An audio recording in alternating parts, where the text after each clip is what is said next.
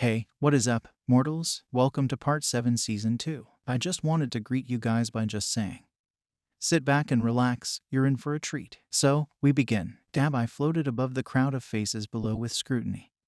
Propelled in by a flight quirk he stole from a gangster weeks ago, beneath him was the totality of Tartarus prison's worst offenders. Standing in the courtyard of the prison, they weren't free. Not just yet. The quirk restraining bonds around their necks kept them powerless. The various villains knew why they were here.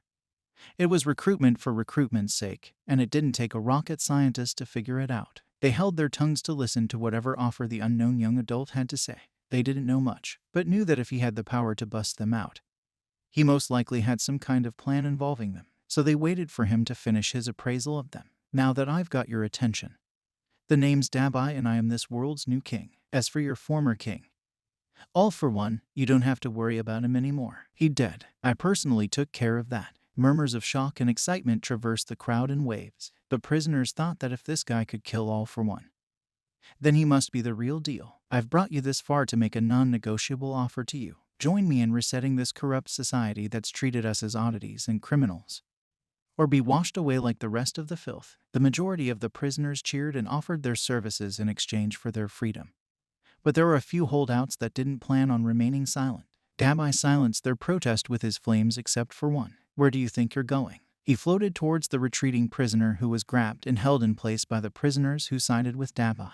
The fleeing prisoner just so happened to be Kai Chisaki, who went pale as Dabai approached. There would be no escape for the man. Well, what a coincidence. It's the main Yakuza man himself. I've already met Eri-chan. My man Mustard told me about your quirk erasing bullets.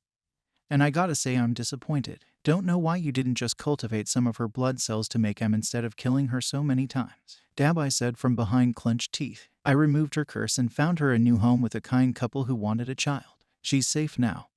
Just like we promised, Stain, not that you care. Dabai explained as a horn appeared on his forehead to overhaul his horror. Turns out when my guy twice makes a clone of someone, he makes a copy of their quirk too. That's why 9 lost. He thought he stole Eri's quirk. Turns out it was just a copy, which only lasts as long as the clone does. But this is the real deal. I hate child abusers. Got my scars because of one, so I thought long and hard about how to make you pay. Dabai put a hand on Overhaul's shoulder. Kai aged rapidly until he was an ancient, sunken-eyed old man. If it weren't for prisoners holding him up, Kai would have collapsed under his own weight. Enjoy that for however long you have left. You've earned it. The Precepts and Nine's gang gave in, as much as they didn't like it. It was the better option. They all had a new leader now, and his reign had just begun. Good to know you all understand where the tides are turning. Now, let's go make a difference. Dabai created a portal under their feet and left the prison with some of the most dangerous men and women in Japan. By the time reinforcements arrived, it was far too late. Nearly every cell was empty. Word of the prison break spread to every corner of Japan at light speed. Soon, every hero and criminal would know and society would panic. A new, competent and ambitious evil had awakened, and it'd take everything hero society had to offer to keep their society from falling into ruin. Hours later, Bakugo watched the news of the prison break with a scowl plastered on his face. Sitting in the lounge of UA, he felt powerless. A part of him felt like he could have changed the outcome. The other was busy calculating the destruction and accepting the near certainty of his death if he'd been involved. When he boiled it down, it all amounted to him wanting to make a difference. What are the pros doing? The blonde asked, frustrated. The best they can, Aizawa said, appearing from the hallway. Still so wound up after all this time? When are you going to stop blaming yourself for things you can't control? The teacher asked, taking a seat next to the annoyed blonde. You keep watching the news and keeping an ear out for anything slightly wrong. It's unsustainable to carry on this way, Bakugo. You know that. Aizawa warned carefully. He understood what Bakugo was going through. Since the day Izuku was taken and recovered, Bakugo felt it was his duty to protect everyone. Aizawa was worried because it was a path that always led to self-destruction. Leave me alone, Panda Eyes. I got shit on my mind and don't need you adding to it. Am I adding to that strain? I don't think I'm the root cause of that. I believe you have to look inward for that answer, or an outside observer to tell you when you're being self-destructive. Like now, Bakugo. You can't save everyone. Just because you can torture yourself for it doesn't make it wise. You'll never gain anything from it, Aizawa said, attempting to spread his wisdom to his student. The man had experienced his fair share of pain and disappointment. He'd even lost friends along the way. It wasn't easy to power through it, so Aizawa understood the drive of his student. He had little faith that he'd be able to bring a stop to Bakugo's torment. But if he could soothe him just a bit and get him back on track, it'd work out. I get it, okay. You don't have to give a speech every damn day. It's just I was the strongest person anyone knew.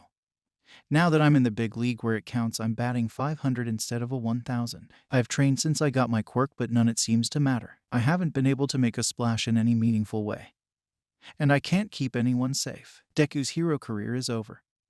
Roundface and that blonde Mirio guy almost died. People are scared and All Might's going to have to retire soon. Aizawa's head turned in Bakugo's direction with a look of horror on his face. My mom and the nerd's mom are best friends. She's been talking about it for weeks with her. My mom's also been talking shit about All Might because he hasn't called Auntie and Co in weeks and she's worried about him. If I didn't know better even I'd think those two were married. I know what you want, but this is my battle. Bakugo pointed towards the television reporting the news. And if I can't protect what's in front of me, what use am I as a hero? Bakugo stood from the couch, his gaze in the direction of the window. I need to be a hero that the world can rely on. To make the people feel safe, not because it's what Deku would do, but because it's who I want to be, who I gotta be, for everyone's sake. You can't do it alone. I know I can't, but I'll be damned if I don't try. I can't lose anyone else. What about those who need you, Bakugo? They'll be fine because I'm the best. Bakugo marched out of the room with determination in his eyes. Meanwhile, Stain watched over his new apprentices with mixed emotions on the bizarre duo, Spinner. The young man felt too pure a soul to engage in such a thing as false hero purging. Toga. The young woman was far too manic and clingy for his taste. Neither of them had the right mix of brutality and heart to replace him on their own, but together they were quite the team. They balanced their worst tendencies and pushed each other to be better. Even if they did so for the childish reason of impressing him, still they were improving, which gave a bit of relief to Stain's heart. For the flaws that they showed twice as much promise. The only thing that hung in the air was how much longer he had until All Might sought him out. It boggled his mind that he hadn't been apprehended sooner. Granted, All Might was most likely busy with caregiving or going after someone else dangerous. But months, Stain knew what he'd robbed All Might of the torment and anger he stoked in the man. In that moment, Stain thought to himself how he was even still alive after everything that happened over the past months. Stain sent his students away. His instincts were screaming warnings that something terrible was coming his way. And they were right like always. Hey old man, Dabai said, appearing from a portal in front of the hero killer. This is the first time we've met. Name's Dabai. I'm a huge fan and the guy who cauterized your gut. You're welcome, by the way. Stain glared at the young man with a look of contempt on his face. Another misguided fool clinging to a flawed ideal. Is what you are. You freed the most dangerous men and women in Japan and you dared to show your face before me. Not even my blonde student would be airheaded enough to think that doing so was wise. There's nothing for us to talk about and no reason under the sun to stop me from killing you. Dabai shrugged off Stain's threat, even as the older man pulled out his katana. I get that, Dabai said with his hands in mock surrender. I just wanted to speak with you before things got outside of our control. See where my ideals matched up with yours. Stain's grip choked the hilt of his katana. The man tempered himself so he didn't cut Dabai down. Against his better judgment, he wanted to help the man. Out of guilt, I'll give you one chance, kid. Talk. But after that you'll listen to me. Dabai nodded, accepting the terms. I want you to join me. Together we could not only purge the hero world of corruption, but the puppeteers that profit from it. No more slaps on the wrist for the powerful. No more forced quirk marriages, no more quirk discrimination. We could accomplish it in record time and inspire a new golden age. Stain looked at Dabai in disgust. It only took him 3 seconds to give his answer. You give a good speech, kid, but you can't seem to understand reality. It's your character that's flawed and you can't even see it. Where do you draw the line? Who gets to be or gets you used? Toga told me about how you kept and used All Might's son for your own personal gain. Unlike Spinner, you didn't do what was right. You took advantage of him like this society's corrupt system. So how can you be any better? The answer is simple. You can't be. Because you are so filled with hate that you've become what you despise. If you want to be better, then kill or return the inmates you've let loose upon the world. Do that and I can help you become a better man. But I will not fight for you in this war you're gearing up for. A moment of silence passed between the two as both silently debated their next action. I guess this is why they tell you not to meet your heroes. Stain closed the space between them with his blade raised to strike Dabai down, but Dabai stopped Stain's advance using a recently stolen telekinesis quirk. It's a shame things had to be like this. You were and still are my hero. You fool, you won't fix anything. You'll only make things worse. Hundreds of innocent lives will be lost. We'll see about that. Goodbye, Stain. A horn sprouted from Dabai's forehead as he reached out to touch Stain, and with a heavy heart he began to de-age the hero killer until he was a small child. No older than 8. When this war's over, I'll come back and fix you. Until then, just sit back and enjoy the show. Dabai left in another portal, leaving an irate pint-sized Stain in his wake. Outro. Thank you all for indulging yourselves in the story thus far. I hope you enjoyed it. Now, there are a few more things that I'd like to go over before the video ends. Firstly, we've got a second channel called Anime Deep Dive. Anime Deep Dive goes deep into the facts and lore of a wide variety of anime.